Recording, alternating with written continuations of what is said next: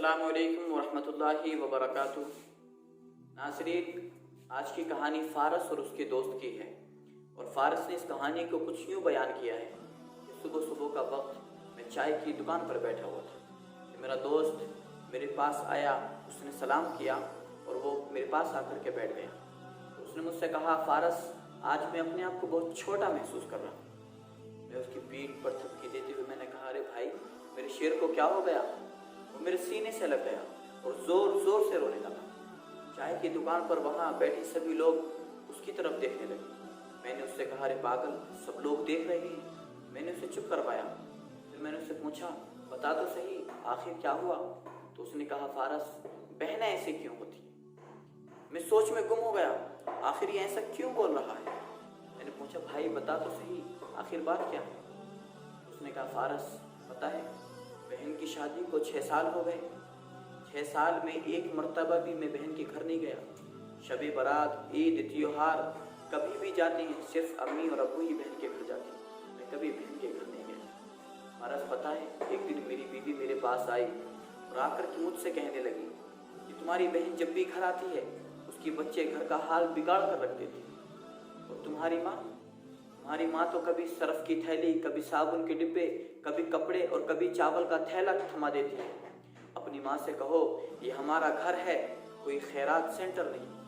फ़ारस, मुझे बहुत गुस्सा आया। मैं इतनी मुश्किल से अपने घर का खर्च पूरा कर रहा हूँ और माँ है कि सब कुछ बहन को दे देती है। फ़ारस, एक दिन मेरी बहन मेरे घर आई हुई थी और मेरी बहन के बड़े बेटे ने टीवी का रिमोट तोड़ दिया। मुझे बहुत गुस्सा आया।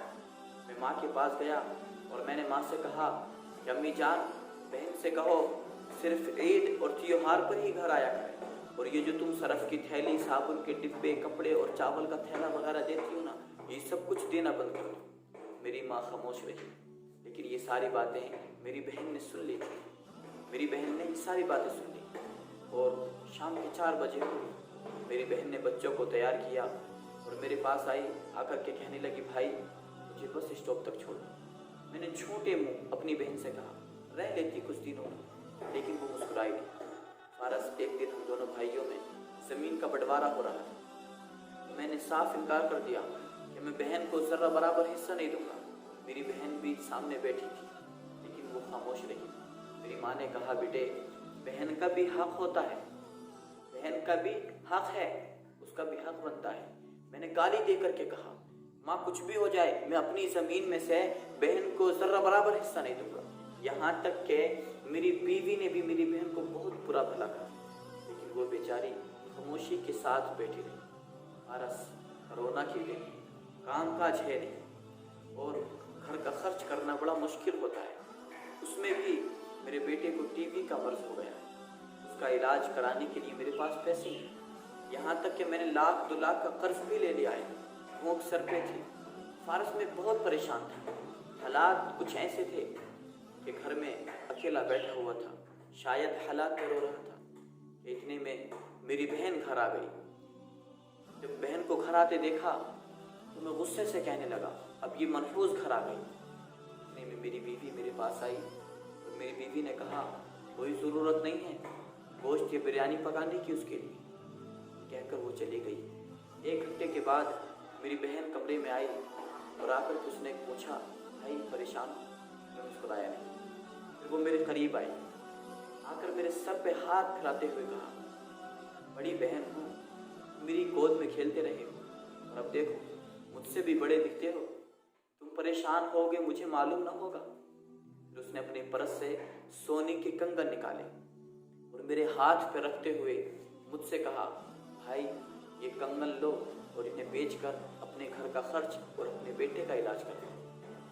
और कहा, तू अभी परेशान होता है? हमारे बहनोई शहर गए हुए थे, बच्चे स्कूल गए हुए थे, सोचा दौड़ते दौड़ते भाई से मिला हूँ, बस यही सोचकर तुमसे मुलाकात करने के लिए चली आई। परेशान ना हो, तुम्हारे भाई को, बहनोई को तनख्वाह मिलेगी तो फिर आऊँगी।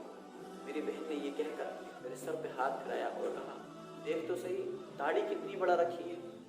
और फिर उसने 1000 रुपये मेरी जेब में रखे और रखते हुए कहा, जा बाजार जा कर के दाढ़ी बनवा और अपने बच्चों को गोश्त ला करके खिला। जो 1000 रुपये उसने मेरी जेब में रखे थे वो 150 के नोट थे, शायद उसकी जमा पूंजी थी। उसने मेरे माथे पर बोसा दिया, मेरे सर पे हाथ फिराते हुए कहने लगी, भाई तो परेशान ना हो, मेरे बहनोई को तनख्वाह मिलेगी तो फिर आऊँगी। ये कहकर मेरे माथे पे बोसा देकर वो कमरे से जल्दी जल्दी बाहर जाने लगी। तो मेरी नज़र उसके पैरों पर पड़ी।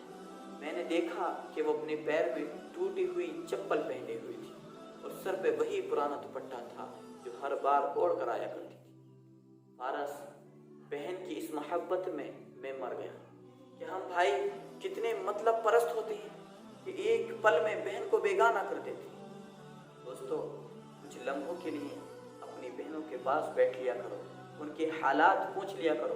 तुम्हारे हाल पूछने से कुछ लम्हों के लिए उनकी ज़िंदगी में सुकून आ जाएगा। अल्लाह ताला हम सब की बहनों की झोली खुशियों से भर दे। और दोस्तों, मैं आपसे गुजारिश यही करूँगा कि ज़्यादा से ज़्यादा इस वीडियो को पसंद शेयर करें ताकि आपके ज़रिए अल्लाह ताला किसी की ज़िंदगी को बदल दे।